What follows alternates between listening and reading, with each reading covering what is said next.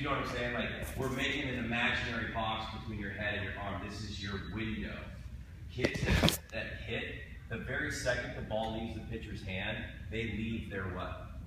Yeah, and their bat is committed out here. And the problem with hitting like this is that nowadays, most balls actually, which means they don't end up where they started. They actually end up in a different place than they started, so you're much better off starting your swing with your lower half, keeping your hands until you decide that that is what you want to do. Then you release your hands, and now the ball is actually going to be on you, like this. So you better use what body part to get the head actually out. Yeah, what if the kid uses his twist? Takes way too much. Yeah, drift, okay, so that's good. So the barrel's offline, because the barrel drifted out, and it takes way too much time. So when you throw really hard to a younger kid, not an older kid, but to a younger kid, it's not your talent blowing him away. He's actually allowed to touch the ball. But you don't allow him with your fastball enough what to get the barrel around? Time. Now, he would have time if he would swing either faster or with less movement. So, what would be quicker in terms of time, not speed? This or this? Right. What if the 7th grader used his wrist on you more? He'd make contact more.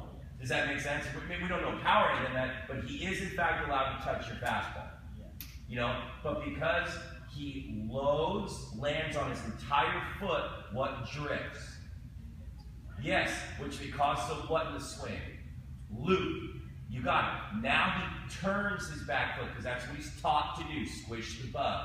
So now as you start a loop, he kicks the head, and then he doesn't use his wrist, he uses his, and the ball's in the glove, and then little Timmy comes around. Does that make sense? It's like, oh man, it's not fair. He needs to play over. It's like, no, you can adjust what you're doing and play, okay? But this is the most difficult concept to grasp for hitters. Is actually, now here's it. This ball is now almost to him. Does that make sense? Can you see his bat head has not gone forward yet? Exactly. Yeah, do you know what I'm saying? It's like everything is still back, you know? Now you see the bat head, and the ball's on him. A lot of people from this position right here, they go, oh, dude, okay, do you see the bat head by his shoulder? Right. Technically still in his what area? What do we call that? The window, yeah. It looks like, oh man, Chris Davis is going to shoot this thing the other way. Right? Because he's let the ball travel so, right. I go, but what we discount all the time when we look at video is how quick a guy's what are. Yes. Okay, so from this point, it's like, oh, he's going to go to left field. Whoops. Digger to right because he released the what head. Boom. And you can almost kind of see from this, you see the wrist turn over a little bit? That just lets you know right away how much what he puts in his path. Yes. Now, if you want to play with the big dogs one day, you're going to have to get very, very physical between, take your hand off the bat, between your elbow and your fingers. This is an extremely important body part to baseball players. Yeah.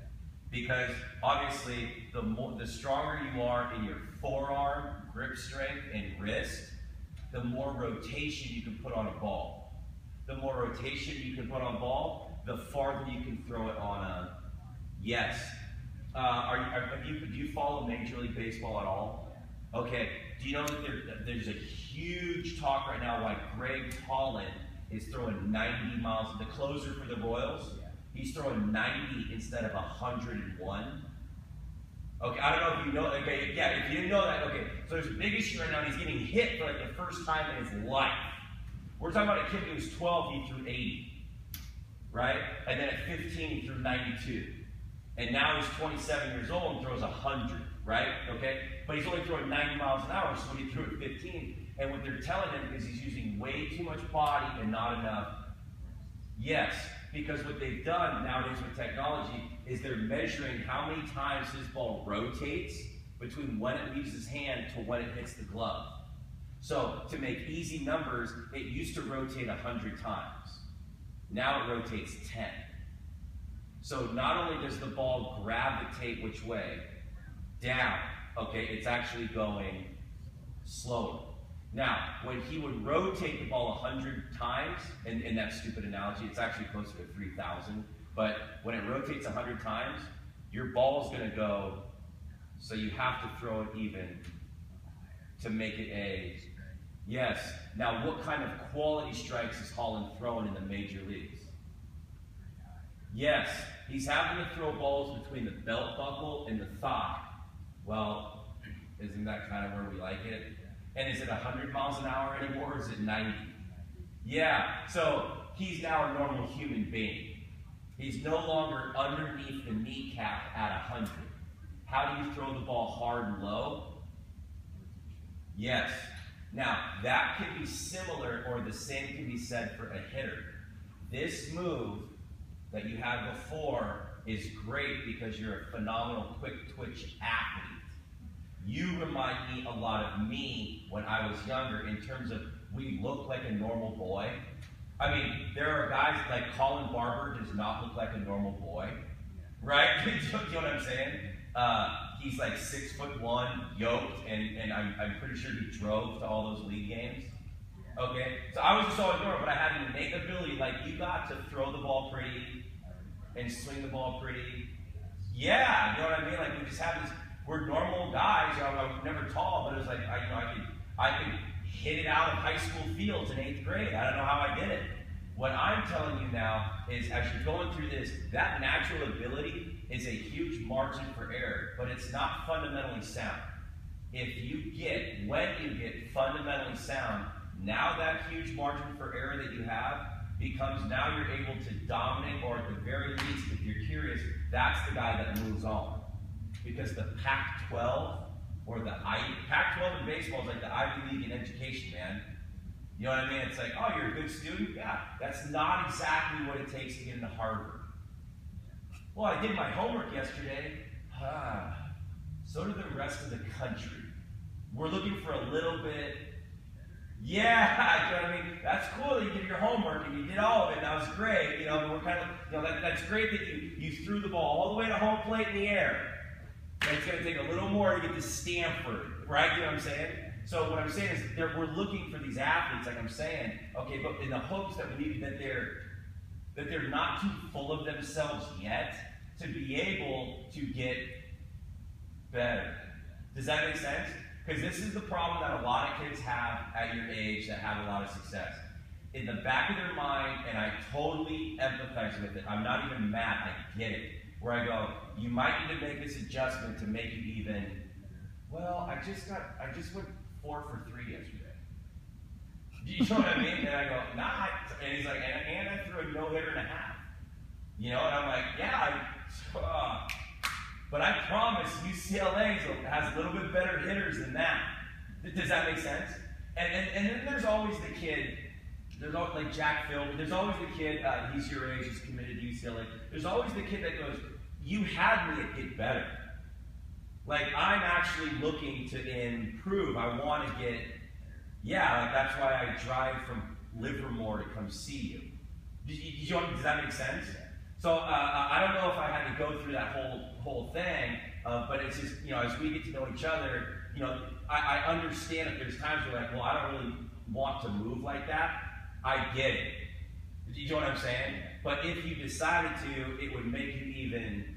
And the only reason I'm being so slow and deliberate in showing you the videos is this isn't even what I've come up with. This is not like I've invented this. This is what Bruce Bochy taught me. So can we just like, you know what I mean? This isn't like I wrote a book or I went on some Himalayan thing and some guru was like, use your back leg like this instead of like that. You know what I mean? But generally speaking, if you're listening to everything, it sort of makes sense anyway. Yeah. You know, how come you don't want your hands to go with your back leg? Well, you don't know what the what's going to do yet. Yes, don't you want to be accurate to the ball? Now, why do you want the leg to fire like that? Because if I swing, I want to have a little one in it too. Yeah. Now, how come I don't want to land on my entire foot when I stride? Yeah, because if I drift, I'm losing a little bit of power, but what am I putting in the path I'm going to take if I, yeah. Now, what if I drift and turn? Yeah, and it's like, and now you can't even use your weapon. So it's like, yeah, good luck. You know what I mean? And then, oh, by the way, that kid got a hit. Oh, man, now he's really not going to what to me. Yeah, does that make sense? So let's work on this here, you know. What part of the foot do you want to land on? Yeah, now how long do you want that toe down before the back leg fires? No, almost zero time. You actually want to start having good timing in your lower half. You know, like, and you didn't even want to swing at that. Does that make sense? But your lower half is what every time? I love that you're saying that word. That's the right one. Firing. Here we go. Hold the knee back. Now, to me, that's a phenomenal path, but how is the timing in your lower half? Watch this one. One was just a little too, yeah, late, you got it. First at bat was a single up the middle. What was the second at bat? Yes. You know, and not pitch change, you had more what in the swing? Yes.